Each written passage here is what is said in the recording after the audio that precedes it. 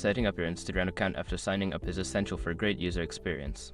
Follow these steps to complete your setup effectively. Step 1. Verify your email or phone number.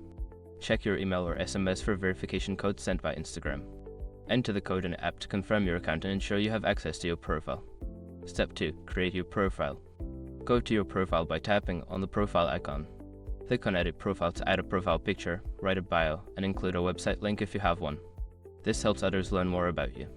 Step 3. Adjust privacy settings. Navigate to the settings menu by tapping the 3 lines in the top right corner. Select privacy to choose whether your account will be public or private, and adjust other privacy settings according to your preference. Step 4. Connect to Facebook. If you have a Facebook account, consider linking it to your Instagram.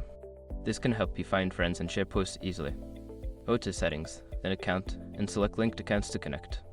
Step 5. Explore and follow accounts. Start exploring Instagram by searching for friends, celebrities, or interests. Tap the magnifying glass icon to discover content and follow accounts that inspire you. This will help personalize your feed. Now that you have completed your setup, you can start enjoying and engaging with the Instagram community. Happy posting!